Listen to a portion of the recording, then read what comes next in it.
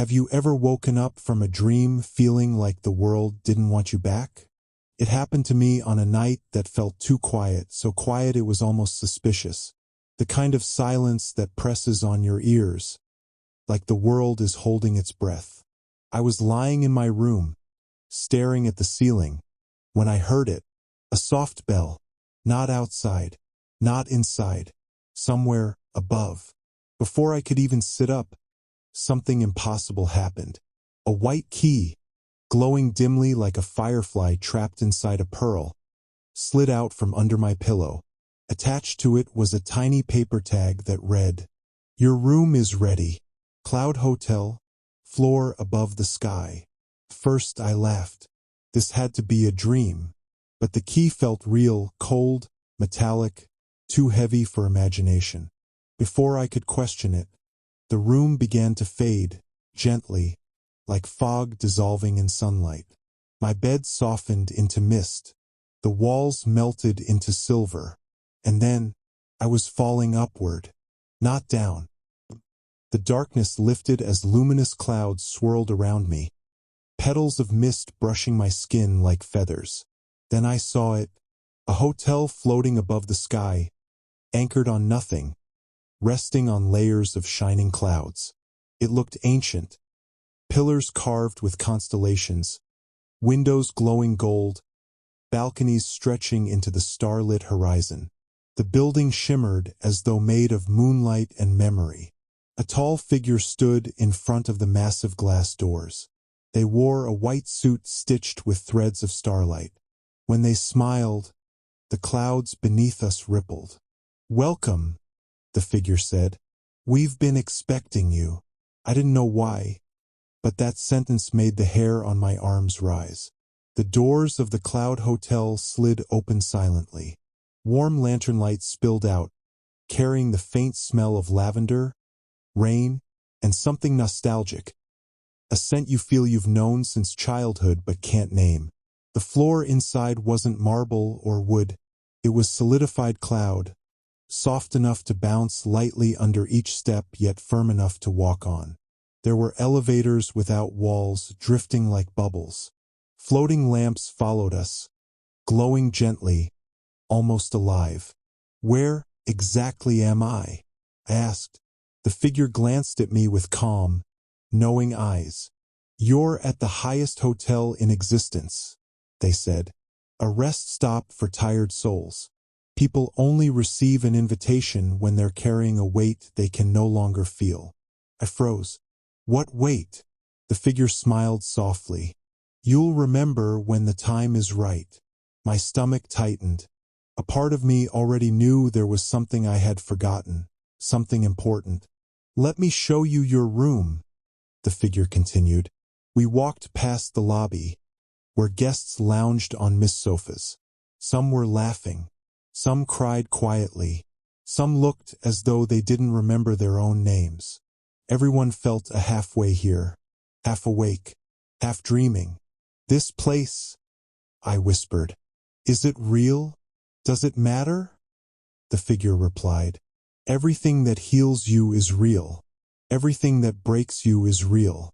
Everything that changes you is real." We reached a long hallway.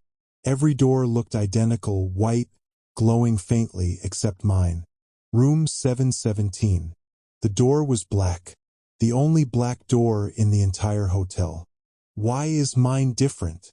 The guide's expression softened, almost sad. "Because your story is different." A faint tremor ran through me. My key pulsed with warm light. The door clicked, then opened. Inside, I expected a bed and maybe a nightstand. A normal room. Instead, I saw something that made my breath vanish. A giant window overlooking everything below the sky. Cities, oceans, continents spread out like a glowing map. My room floated higher than the clouds, higher than storms, higher than airplanes. A soft white bed faced the window, but the strangest part was the small wooden desk beside it.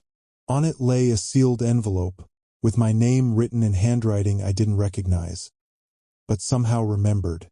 My hands shook. "Go on," the guide murmured. It's yours. I tore the envelope open. Inside was only one sentence. You came here to remember what you lost. My chest tightened painfully. The hotel lights flickered. What did I lose? But the guide was gone. The room dimmed. The cloud floor shifted. The window vibrated as something massive moved outside. And then, I heard footsteps on my ceiling. Slow, heavy, like someone was walking upside down. Above my sky, the lights flickered again. Something whispered my name. The room went cold.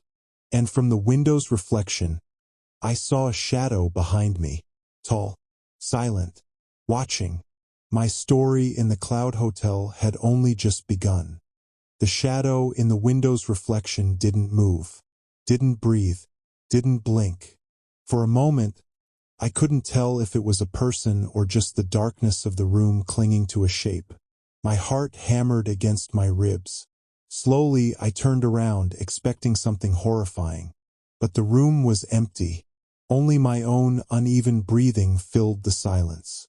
The window's glow softened, as if reassuring me. But the warning inside my bones didn't fade. Something was watching me, not from inside, but from somewhere just beyond the clouds. I took a hesitant step backward. The cloud floor rippled gently, responding to my movement like water. Okay, I whispered. Okay, this is fine, I think. The envelope still lay open on the desk. You came here to remember what you lost. Lost. The word tasted heavy, painful, like a half-buried memory scratching from beneath the surface. Before I could think further, a soft chime echoed through the room. A bell, clear and delicate, like it came from a small handbell on another floor. Then, a voice came from nowhere. Guest of room 717. Please proceed to the observation balcony. The voice was gentle, but the message didn't feel optional. I grabbed the white key and stepped into the hallway. The corridor was alive with drifting lanterns, floating slowly like tiny suns. The cloud walls shimmered with faint constellations, shifting when I blinked.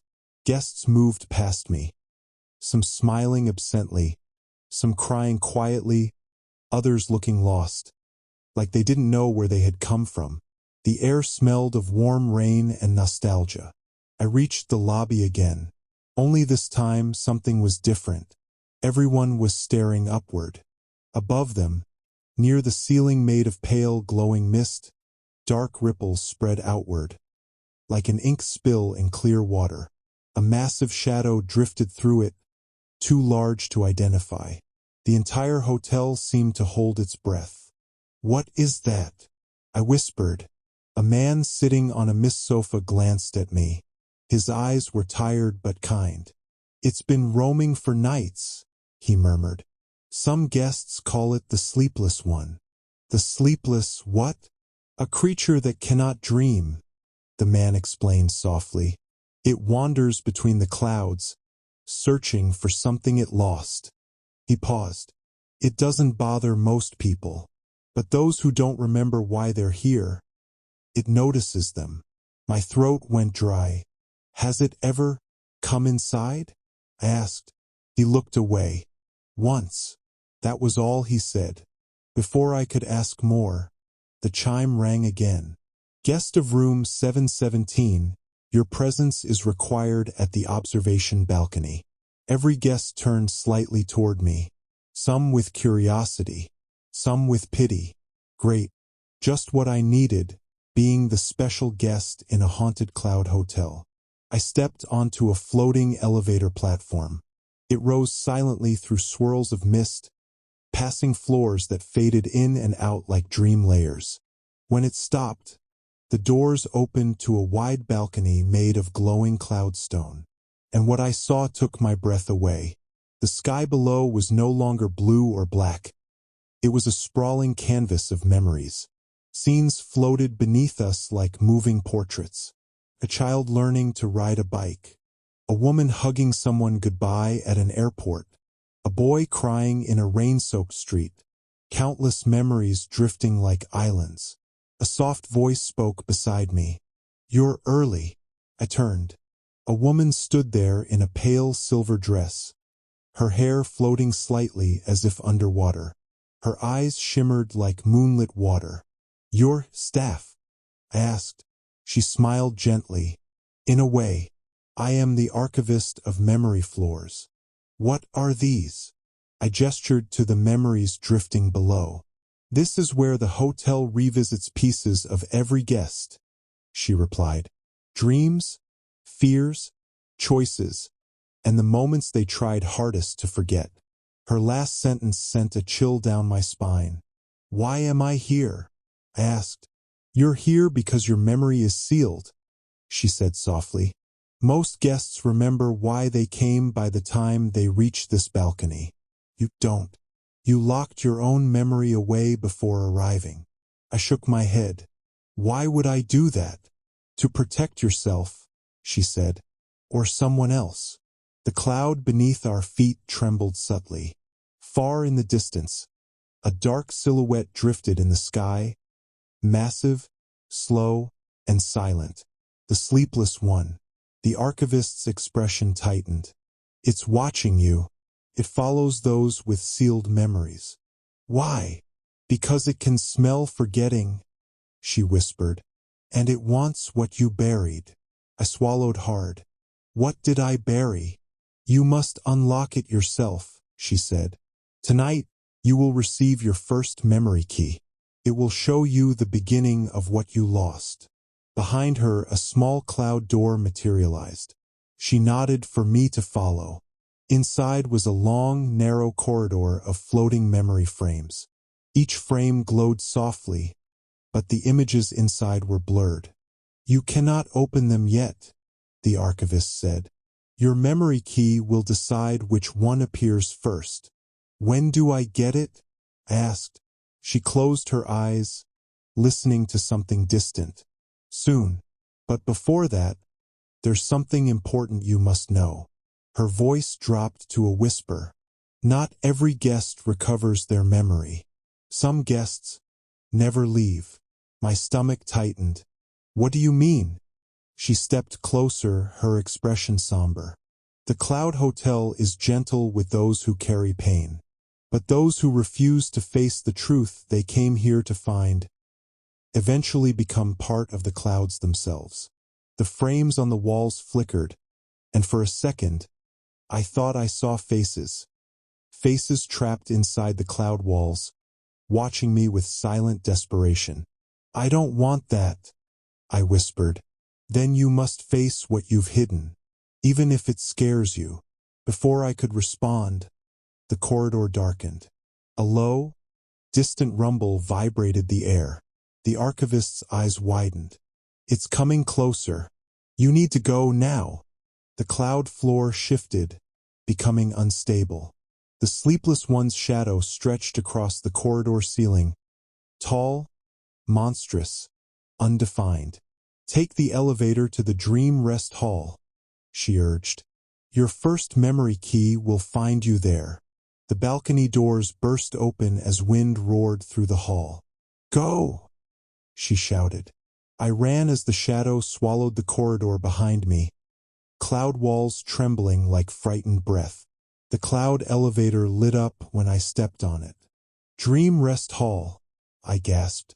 "Please, just go." The elevator shot upward into the swirling mist. My heart pounded. The cloud floors shook. The shadow followed. And somewhere above the sky, something inside me whispered, "You already know what you lost." But I didn't. Not yet. The moment Lyra steps into the next corridor, the air becomes warmer, soft like breath against the skin, scented faintly with oranges, rain, and something that feels like childhood. The lights overhead dim to a honey-colored glow, and the floor softens underfoot as though the clouds themselves have thickened to cushion every step. She hears something ahead of her. Not music, not footsteps, a heartbeat, slow, steady, calm. as if the entire hotel itself is breathing. Lyra moves toward the sound, pulse quickening. The corridor expands into a vast open hall made entirely of shifting mist, walls flowing like curtains, ceiling folding into waves of pale gold. In the center stands a circular balcony with no rails, suspended in the air like a floating island. She steps onto it. The moment her foot touches the surface, it glows, soft ripples spreading outward like light across water. The heartbeat grows louder, but not frighteningly. Feels welcoming. A figure stands at the far edge of the balcony, their back turned. Tall, cloaked in layered clouds that move like fabric caught in gentle wind. Their silhouette flickers as though made of morning light. "Excuse me," Lyra says, voice small in the vastness. The figure does not turn. Instead, the clouds beneath Lyra begin to swirl, forming images. Memories. Her childhood bedroom warm with yellow curtains. A wooden swing tied to an apple tree. The face of her grandmother laughing softly. The dark hallway she used to fear. The tiny paper star she once lost during a storm. Lyra steps forward, breath trembling. "Why are you showing me this?" The figure finally turns slightly, not revealing their face fully, just enough for Lyra to see a faint glow under the hood. "You asked for a room," they say. But the Cloud Hotel offers more than lodging. It offers reflection. The voice is layered, shifting between ages, sometimes young, sometimes old, sometimes sounding almost like her own. Lyra's heart tightens. "Reflection of what?" "You," the figure replies. "The parts of you that float above everything you try to bury. The things the sky remembers when you try to forget." The clouds swirl faster, shifting shapes into new scenes. Her first heartbreak, her first moment of real joy. Nights she cried quietly, mornings she tried again anyway. Lyra closes her eyes, overwhelmed. "I didn't come here to relive everything." "No," the figure agrees softly. "But the hotel brought you here for a reason. You carry weight that does not belong solely to you, and the sky does not want you to drown beneath what should have been shared."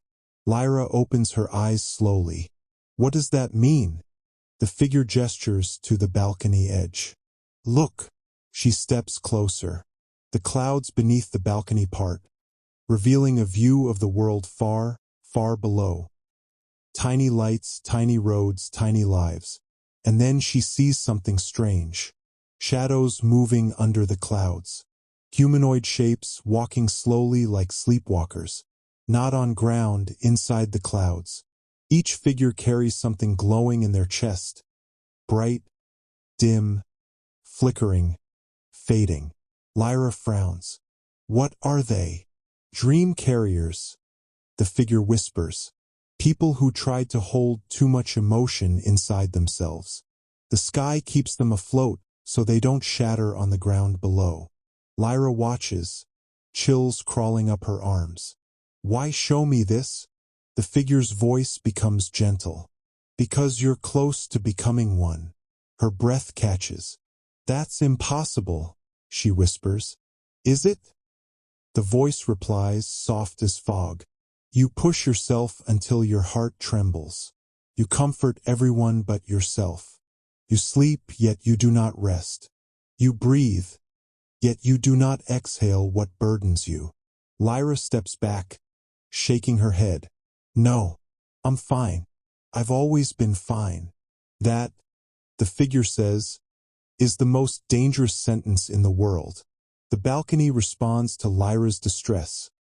Clouds swirling faster, heartbeat quickening. The lights above dim until only the figure remains glowing gently, like a lighthouse in a storm. Lyra's eyes sting. "Why did the hotel bring me here?" "To give you a choice," the figure answers. "To stay asleep inside your burdens, or to rise above them. The sky is not a prison. It is an invitation." Lyra swallows. "To what?" "To rest, Lyra. The figure whispers, "Truly rest." For the first time in years. Something warm presses against her palm. She looks down. A key appears, small, silver, glowing faintly. Its shape seems to change as she looks at it. Sometimes square, sometimes round, sometimes shifting into symbols she's never seen but somehow understands. Lyra clutches it gently. What does this unlock? The figure steps back into the mist. A room that reflects not who you were, but who you could become. Lyra's breath calms. The heartbeat softens. The clouds still. A path forms before her, narrow, glowing, winding upward toward a door suspended in the air by nothing but the steadiness of her own breath. The figure's voice drifts like wind through soft leaves. When you open that door, you will see the truth of your tiredness. And the sky will decide whether you are ready for what lies beyond. Lyra hesitates, not from fear, from wonder.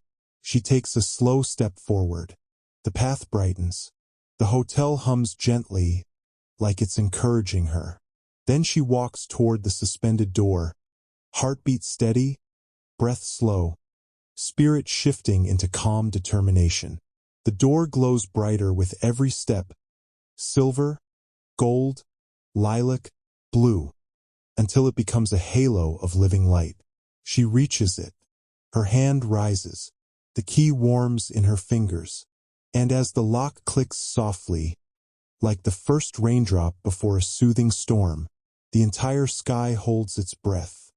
The clouds around Lyra settle into a slow, gentle drift, as if the entire hotel has stopped breathing for a moment, waiting patiently for her next step.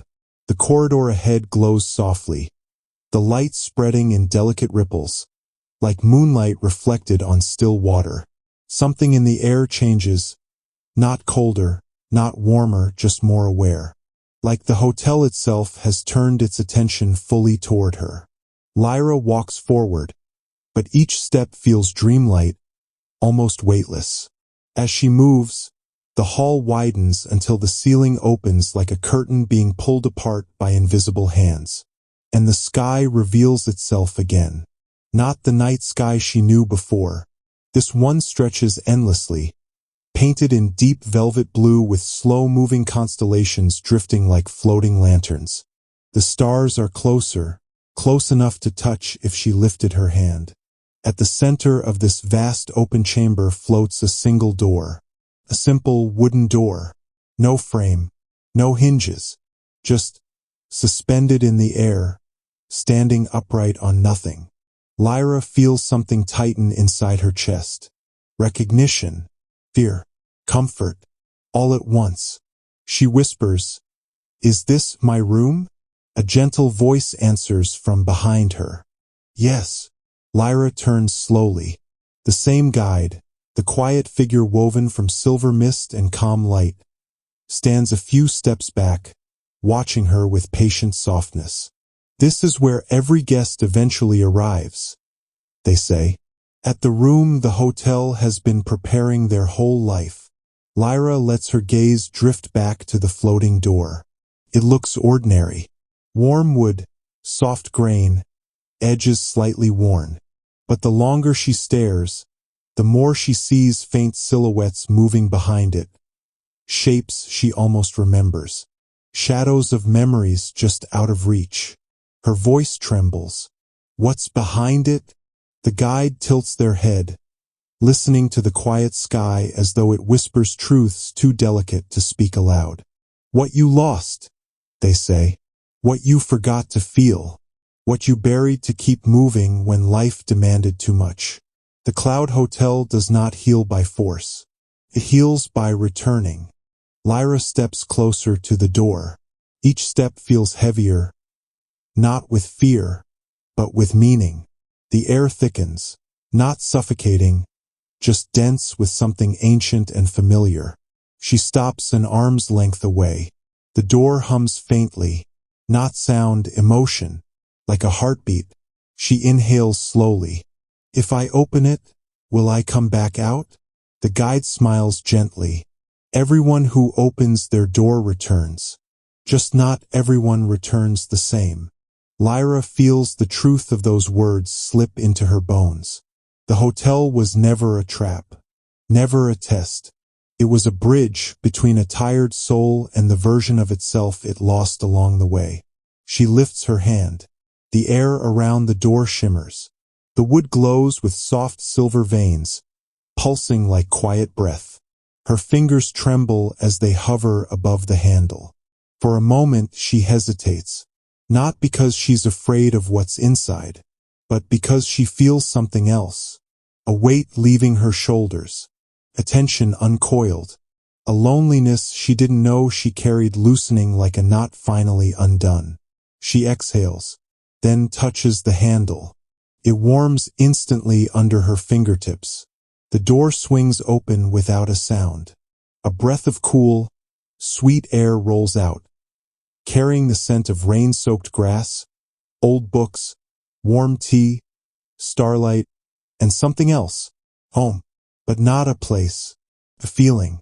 Lyra steps inside. The moment her foot crosses the threshold, the world blooms around her. She stands in a wide circular room made entirely of soft glowing clouds. But they're not empty. Floating above her like constellations are moments from her life. Not memories she remembers, but ones she needed. A younger version of herself laughing under summer trees. A night she cried quietly but didn't let herself feel it. A dream she once had of running through rain with no fear. A path she wanted to take but abandoned. A version of Lyra who still believed she deserved rest. Each memory glows like a tiny lantern, drifting through the room like gentle fireflies. As Lyra walks deeper, the cloud floor ripples under her feet. Soft, warm, safe. One of the memory lanterns floats down, stopping at eye level. Inside it, she sees herself sitting on her childhood roof, staring at the stars, whispering wishes she never told anyone. Lyra reaches out timidly. Her fingertip touches the lantern, and it melts into golden light that sinks into her chest. A warmth spreads inside her. Not joy, not sadness, recognition. Another lantern drifts down, this one holding a moment she never allowed herself to feel. The heartbreak she swallowed, the exhaustion she hid, the nights she stayed awake because the world felt too heavy. It drifts into her chest too. Then another, and another. Each memory returns with no pain, only acceptance. The pieces she lost come home gently, like feathers drifting onto still water. Lyra breathes deeply. For the first time in years, the breath is full. The room brightens softly. The guide's voice floats into the room like a breeze. This is the weight you were never meant to carry alone. The Cloud Hotel keeps what we lose until we are strong enough to reclaim it. Lyra closes her eyes, letting the warmth settle into her bones. When she opens them, the lanterns slow, then rise, then dissolve into the ceiling of clouds like stars returning to the night sky. The room dims into a soft twilight glow, and the door behind her opens again. The guide stands there, calm as ever. Your stay is complete, they say. You may rest now. Lyra steps out of the room, and the moment her foot leaves, the door gently dissolves into mist, its purpose fulfilled. The corridor shifts into a soft hallway leading back toward the heart of the hotel. Lyra follows. Her steps are steady. Her breath is calm. Her shoulders feel light as air. She reaches the grand cloud lobby, where the sky opens once more, stars drifting low enough to touch. A soft wind circles her. Not a goodbye, a blessing. The guide bows their head. When the sky grows heavy again, you'll find your way back. The Cloud Hotel waits for no one, yet it is always there for the weary. Lyra smiles, a real, unstrained smile she hasn't felt in years. Thank you, she whispers. The guide's voice softens to a whisper of wind. Rest well, traveler. A gentle pulse of light surrounds her. The lobby dissolves. The clouds fade. The stars dim. The entire sky melts into soft darkness. Until Lyra opens her eyes. She is in her own bed. Moonlight spills faintly through the window. The night is quiet and still. Her heart beats slow. Her chest unburdened. Her mind calm. Yet she can still feel something soft beneath her, like the whisper of a cloud. And when she exhales, her breath is the lightest it has been in a long, long time.